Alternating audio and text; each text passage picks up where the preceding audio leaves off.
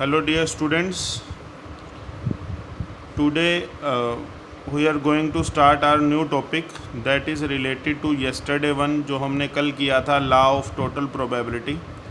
आज का जो हमारा टॉपिक है उसका नाम है Bayes theorem. Bayes theorem very important topic, very important means very important topic from your examination point of view, from competitive point of view also this topic is very important, so you need to concentrate। इसके लिए आपको जो कल वाला जो topic है वो clear होना चाहिए, ठीक है। इसके जो क्वेश्चंस हैं सिमिलर लगेंगे आपको, लेकिन लास्ट में जो पूछा जाने वाला सवाल है वो डिफरेंट होगा। फॉर एग्जांपल ये आपके सामने स्टेटमेंट है, ए bag contains 4 red and 4 black balls. Another bag contains 2 red and 6 black balls. One of the two bag is selected at random. दोनों में से कोई भी एक बैग उठाया गया and ball is drawn from bag which is found to be red. कल हमारे पास क्या क्वेश्चन था? One of the two bag is selected at random and a ball is drawn. Find the probability that ball is red. तब हमें red ball निकालने की probability निकालनी थी, रेड बॉल हम उसमें से ड्रॉ करें उसकी प्रोबेबिलिटी निकालनी थी। लेकिन आज हमें ये गिवन है कि the ball is drawn from the bag which is found to be red, कि वो रेड कलर की ही है। हमने प्रोबेबिलिटी किसकी निकालनी है? Find the probability that ball is drawn from the first bag. अब इस सिनेरियो को अगर आप समझोगे कि दो बैग हैं, दोनों में से किसी ने मान लो आँखों पे पट्टी बांध के और दोनों में से कोई भी एक बैग उठा लिया, ठीक है। अब बैग उठाने के बाद उसमें से बॉल निकाली, वो बॉल रेड कलर की थी। अब वो रेड कलर की तो उसने देखा कि ये रेड कलर की है, लेकिन अब क्वेश्चन ये बनता है कि क्या वो रेड बॉल जो है वो फर्स्ट बैग में से निकाली गई है या सेकंड बैग में से निकाली गई है, तो उस चीज़ की प्रोबेबिलिटी निकालनी है हमने। तो जैसा कि हमने कल स्टार्ट किया था सेम वैसे स्टार्ट करेंगे। Let E1 and E2 are the events of selecting bag first and second। कि पहला या दूसरा बैग, दो बैग हैं हमारे पास, एक बैग में 4 रेड 4 ब्लैक बॉल्स, दूसरे में 2 रेड और 6 ब्लैक बॉल्स। तो दोनों में से कोई भी एक बैग उठाया जाए उसकी प्रोबेबिलिटी क्या होगी हमारे पास? 1/2। दूसरे की भी क्या होगी हमारे पास? 1/2, क्योंकि दो में से एक को उठाने की प्रोबेबिलिटी 1/2। देन अब बैग उठाने के बाद क्या किया गया है? रेड बॉल निकाली गई है। तो let A is the event of drawing red ball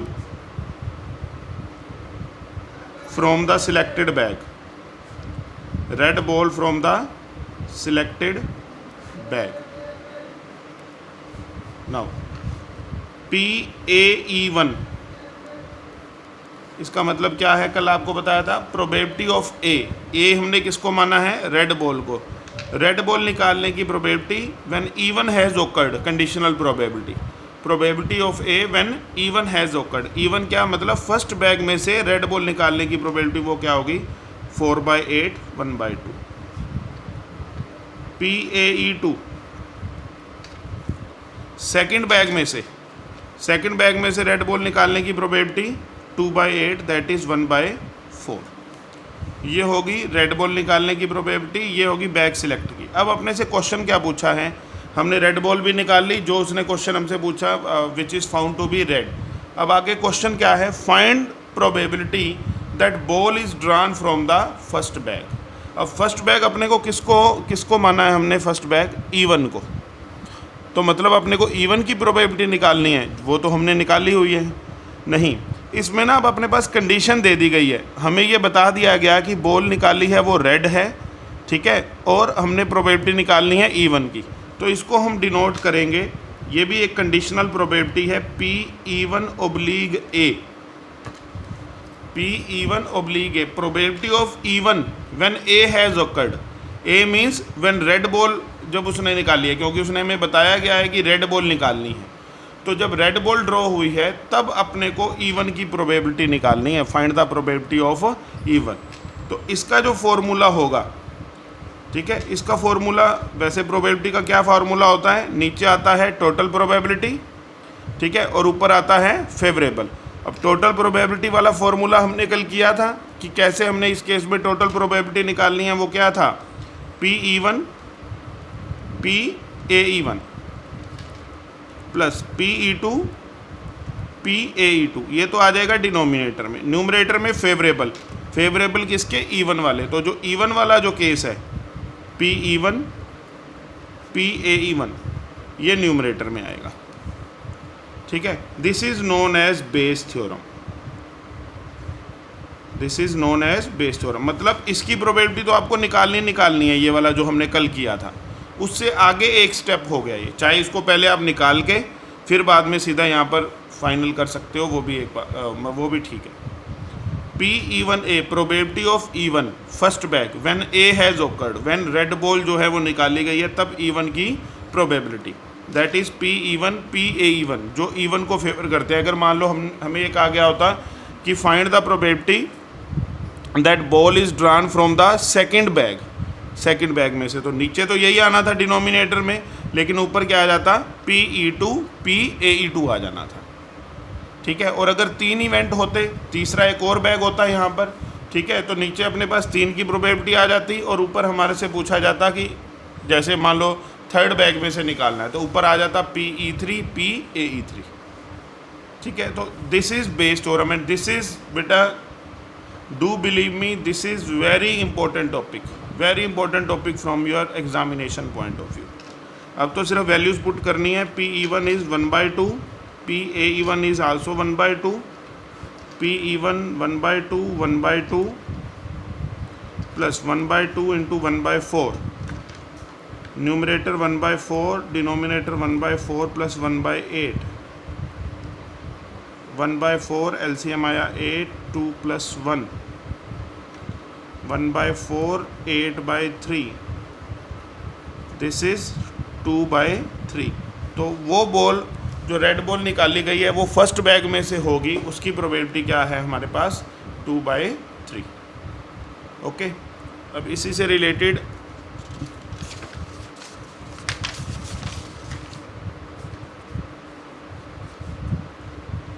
और जनरल प्रॉब्लम्स हैं वो हम डिस्कस करेंगे। स्टेटमेंट को पढ़ेंगे सबसे पहले, जब तक स्टेटमेंट अच्छे से नहीं पढ़ेंगे बात नहीं बनेगी। In answering a question on MCQ multiple choice question test, a student either knows the answer और गैसेस, या तो उसको आंसर का पता है या फिर वो क्या करेगा, गैस करेगा, ठीक है। Let 3/4 be the probability that he knows the answer, कि उसको 3/4 क्वेश्चंस के आंसर पता हैं, and 1/4 the probability that he guesses, कि 1/4 को वो क्या करेगा, गैस करेगा। Answering that the student who guesses at the answer will be correct with probability 1/4, जब वो स्टूडेंट उसको जो वो गैस करेगा वो ठीक हो, assuming that the student who guesses at the answer will be correct with probability 1/4, उसकी प्रोबेबिलिटी कितनी है, मान लो आपने मल्टीपल चॉइस क्वेश्चन है, 4 ऑप्शंस हैं उसमें, ठीक है, तो 4 ऑप्शन में से कोई एक ही ठीक होगा, तो उसकी प्रोबेबिलिटी उसने क्या दे रखी है, 1/4। What is the probability that student knows the answer given that he answered it correctly. अब क्या है कि MCQ क्वेश्चंस हैं, बच्चे को 3/4 प्रोबेबिलिटी है क्वेश्चन के आने की, 1/4 प्रोबेबिलिटी है क्वेश्चन के ना आने की, गैस करने की। तो गैस करने पर तो उसकी प्रोबेबिलिटी गिवन है कि उसका आंसर ठीक होगा, उसकी प्रोबेबिलिटी कितनी है, 1/4। अब कहता है कि what is the probability that student knows the answer given that he answered. अब अपने पास क्या गिवन है, मान लो जो एग्जामिनर है उसने एक क्वेश्चन देखा, वो ठीक था उसका, given that he answered it correctly. अब ये भी तो हो सकता है कि उसको वो आंसर पता था, या फिर ये भी हो सकता है कि उसने उस आंसर को गैस किया, ठीक है, दोनों चांसेस है ना, क्योंकि आइदर नो द आंसर और गैसेस। अब 2 ही चांस हो सकते हैं। अब उसका आंसर अगर ठीक है तो इसका मतलब उसको आंसर पता भी हो सकता है और उसने गैस भी किया हो सकता है। हमें किसकी प्रोबेबिलिटी निकालनी है कि उसको आंसर पता था, ठीक है। तो इस सम को हम कैसे करेंगे, let E1 and E2 are the events that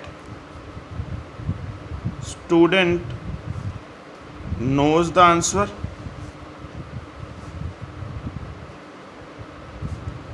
और guesses। या तो उसको आंसर पता है या फिर वो गैस करता है। उसको आंसर पता है, उस चीज़ की प्रोबेबिलिटी कितनी है 3/4।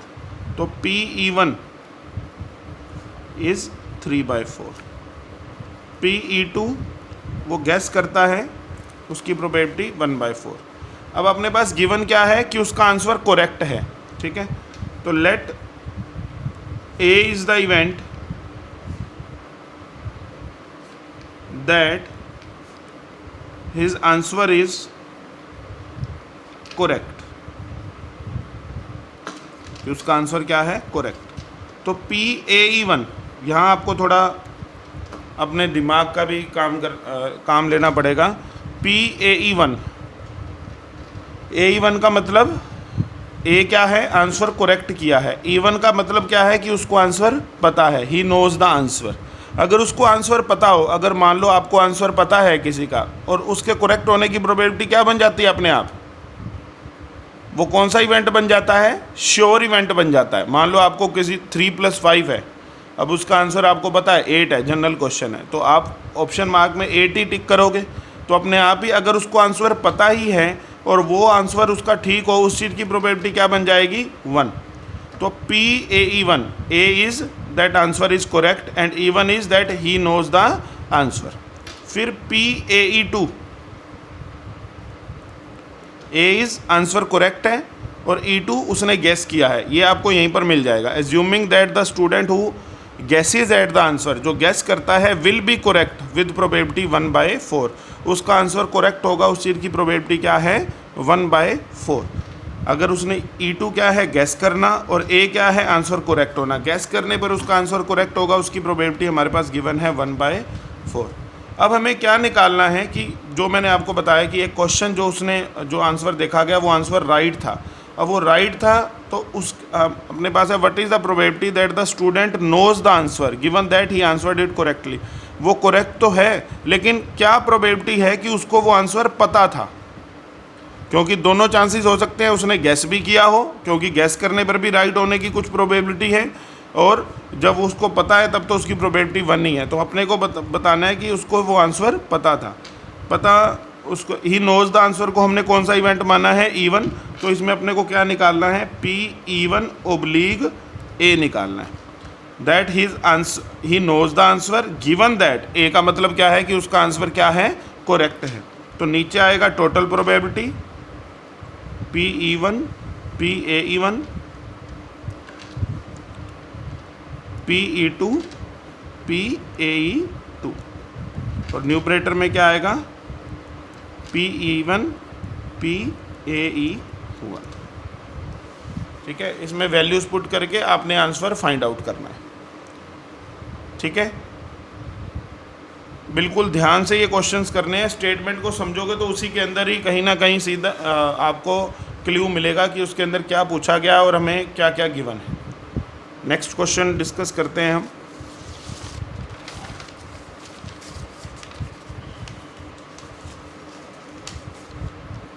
स्टेटमेंट पढ़ें ध्यान से। Suppose a girl throw a die, if she gets 5 or 6 she tosses a coin 3 times। देखो, एक लड़की है, उसने डाई फेंकी है। डाई मतलब जो जिससे आप लूडो खेलते हो। अगर उस डाई पे 5 या 6 आता है, ठीक है, तो उसके पास एक कॉइन है, वो उस कॉइन को कितनी बार उछालेगी 3 times उछालेगी। And notes the number of head, और वो देखेगी कि हेड कितनी बार आया है 3 बार उछालने पर। अब 3 बार उछालने वाले, जब कॉइन को 3 बार उछाला जाता है तो उसके सारे इवेंट्स आपको पता है भी क्या क्या होते हैं। ठीक है, इफ़ शी गेट्स 1 2 3 और 4, अगर उसको 1 2 3 और 4 मिलता है, इन 4 में से कोई भी ऑप्शन मिलती है, सपोज करो 2 आ गया उसका, she tosses a coin once, वो कॉइन को कितनी बार उछालेगी 1 बार। And notes whether a head और टेल इज ऑब्टेन्ड, भी हेड आया है या टेल आया है। If she obtained exactly 1 head, अब क्या कहानी हुई कि उसको एक हेड मिला, ठीक है। अब एक हेड उसको कब कब मिल सकता है, जब शुरू से 5 या 6 आया हो और उसने 3 बार कॉइन को उछाला हो, तब भी उसको एक बार हेड मिल सकता है। और या फिर 1 2 3 4 आया हो, उसने कॉइन को एक बार उछाला हो, तब भी हेड मिल सकता है, क्योंकि एक हेड मिलने के चांसेस दोनों में हैं। तो अपने को यही बताना है कि if she obtained exactly 1 head, ये अपने पास गिवन हो गया कि उसको कितने हेड मिले हैं, एक हेड मिला है। What is the probability that she threw 1 2 3 और 4 विद द डाई, क्या प्रोबेबिलिटी है कि उसको स्टार्टिंग में 1 2 3 और 4 आया था।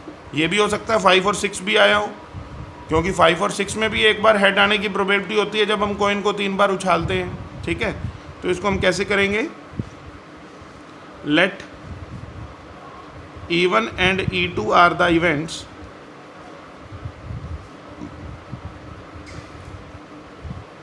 that girl throw 5 or 6 or 1 2 3 or 4 with the die। Okay, तो जब हम एक डाई को फेंकते हैं तो 5 और 6 आने की प्रोबेबिलिटी क्या होती है, ये दो चीज़ें हैं, 5 और 6, दो इवेंट हैं, 1 2 3 4 5 6, ये 6 इवेंट होते हैं डाई को फेंकने में। तो 5 और 6 आने की प्रोबेबिलिटी, या 5 आए या 6 आए, 2/6, दैट इज़ 1/3। PE2 1 2 3 और 4, 1 2 3 और 4 आने की क्या प्रोबेबिलिटी होगी डाई को फेंकने पे, दैट इज़ 4/6, 2/3। अब डाई को फेंकने के बाद उसने क्या करना है, कॉइन को उछालना है। तो let a is the event of obtaining 1 head, क्योंकि उसको कितने हेड मिले हैं, if she obtained exactly 1 head, उसको एक हेड मिला है, ठीक है। तो PAE1 क्या है, 5 और 6, ठीक है। E1 क्या है हमारे पास, 5 और 6। 5 और 6 आने पर उसने कॉइन को कितनी बार उछालना है, 3 बार उछालेंगे। यहाँ पर लिख रहा हूँ मैं एक बार तो सैम्पल स्पेस, अगर हम कॉइन को 3 बार उछालेंगे तो क्या आएगा, head head head, head head tail, head tail head, tail head head, head tail tail, tail head tail, tail tail head, tail tail tail. तो इसमें एक बार हेड आने की प्रोबेबिलिटी, एक बार हेड, एक बार हेड, सॉरी ये तो एक बार टेल हो गया, एक बार हेड आने की प्रोबेबिलिटी, हेड केवल एक बार आए, तो उसके इवेंट कौन से हैं, ये 3 हैं, ठीक है। Head tail tail, tail head tail, tail tail head. तो इसके चांसेस क्या है हमारे पास, 3/8। मतलब अगर 5 और 6 आएगा तो एक बार हेड आने की प्रोबेबिलिटी क्या होगी, 3/8, क्योंकि हमें कितने हेड मिले हैं, एक ही हेड मिला है, तो हमने एक हेड वाली ऑप्शन ही देखनी है। PAE2 जब 1 2 3 और 4 आया है तो उसने कॉइन को कितनी बार उछाला है, एक बार, और एक बार जब हम कॉइन को उछालते हैं तो हेड आने की प्रोबेबिलिटी क्या होती है हमारे पास, 1/2। अब क्वेश्चन क्या है, if she obtained exactly 1 head, what is the probability that she threw 1 2 3 और 4 विद द डाई। हमें किसकी प्रोबेबिलिटी निकालनी है, E2 की प्रोबेबिलिटी निकालनी है जब A गिवन है। PE2/A, that will be PE1 PAE1 plus PE2 PAE2, और न्यूमरेटर में हमारे पास क्या आएगा, E2 का इवेंट है तो PE2 PAE2। तो ये है बेटा आपके बेस थ्योरम। आपने इस टॉपिक को बहुत अच्छे से करना है। इसमें जो आपके एग्जाम्पल हैं और एक्सरसाइज है 13.3, अगर हम बात करें NCERT की तो 13.3 से पहले वाला हर एक एग्जाम्पल और 13.3 एक्सरसाइज का हर एक सम is very very very important from examination point of view.